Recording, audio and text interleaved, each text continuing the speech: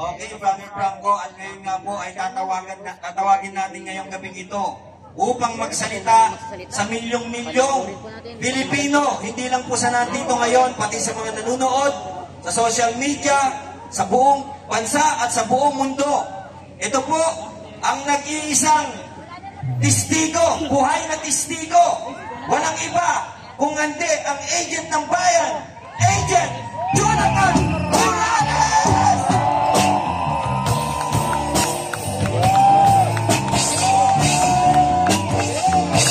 Maraming salamat po! Anak! Ayun. Balatan mo! Yan sa pagigroup! Yan, sa kilig-kilig tama. Alam nyo, mga kapatid, ano? Ako'y kapag napapanood ko sa TV, lalong-lalo na sa balita, itong si Pangulong Ferdinand Bongbong Marcos Jr. Huwag mo na tawagan ng Pangulo. Bangak na yan. Ako'y natatawa na lang sapagkat noong 2012, nabigo po ako na itong si Bongbong Marcos ay mapusasan ko sana. Sayang. Gusto nyo bang pusasan ko si Bongbong Yes! Marcos? Lahat ng gustong pusasan ko ang bangag na ito, tumayo po kayo.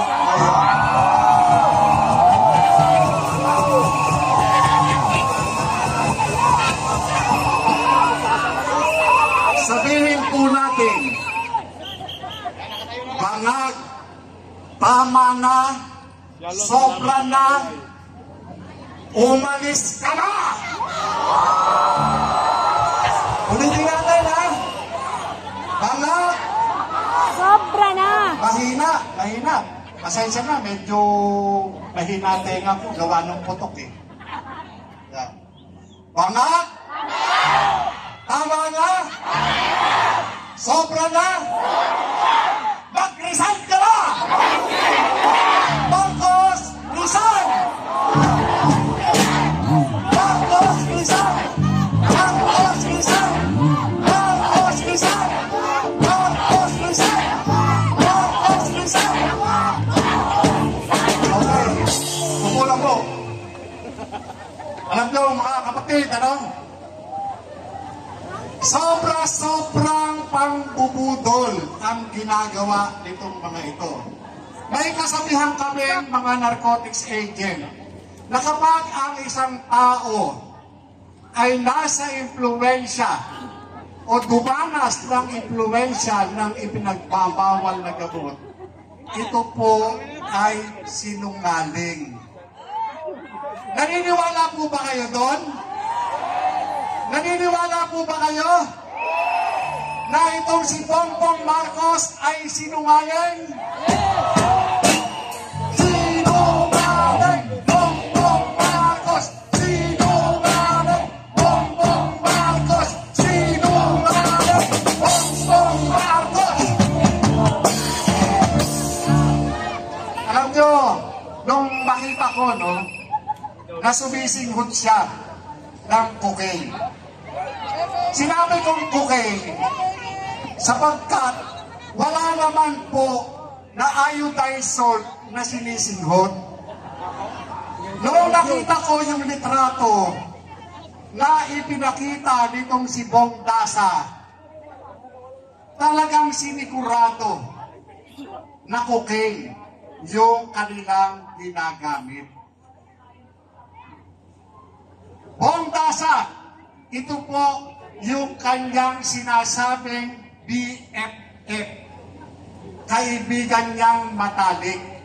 Ito po yung naglaglag sa kanya. Siya po yun. Kilala niyo po ba yung Bong Dasa? Yes!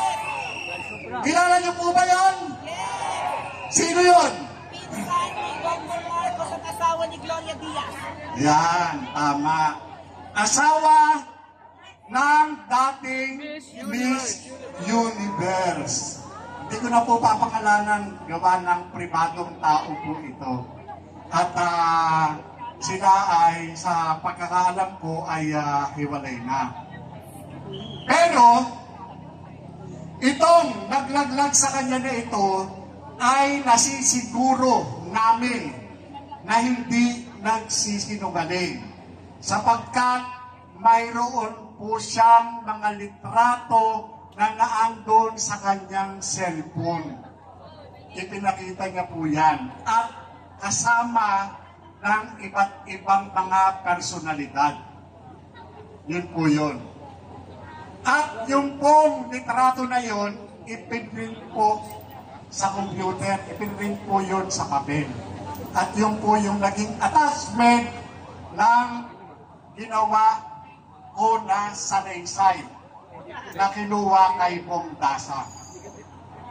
Nagtataka lang ako dito sa administrasyon na ito sapagkat makalipas ang mahigit isang dekada. Pero itong gobyernong ito ay hindi binibigyan ng pansin na itong nakaupo sa Malacanang, hindi nila imbestigahan, lalo na ng PIDEA. Alam na alam ng PIDEA sa pamamagitan ng mga dokumento na iginawa ko doon, na naiwan doon sa PIDEA noong 2012, hindi inaaksyonan.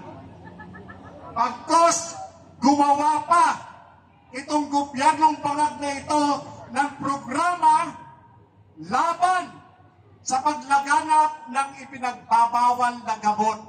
Ano po ito? Ito po yung buhay, ingatan, drogay, ayawan.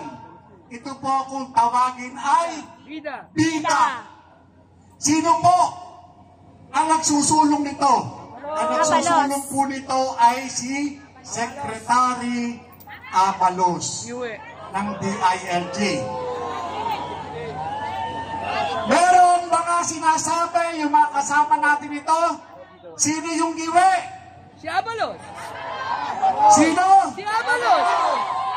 Sino ba yung isang giwe? Abalos. Ayun. Ibig sabihin, alam nyo na pala. Diba? Alam niyo mga kapatid, ang malungkot dito, tinanggalan nila ako ng kapangyarihan. Tinanggalan nila ako ng authority para manghuli. Pero, yung inalis nila sa akin na yan, ay hindi na mabubura sa puso't isipan. Kaya, naniniwala ako sa pamamagitan ninyo, taong bayan, kayo mismo ang magbabalik sa akin. Yes!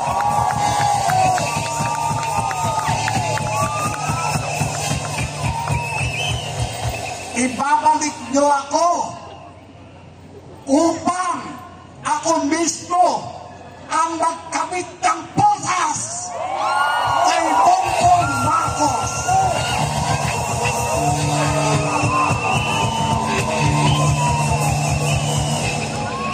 Hinihiling ko po sa inyo, mga kapatid, mga minamahal kong mga magulang, mga kabataan. Magsama-sama po tayo upang magkaroon ng katuparan ang pagkakabit natin ng posas kay Bongbong Marcos. Maraming salamat po sa inyo lahat.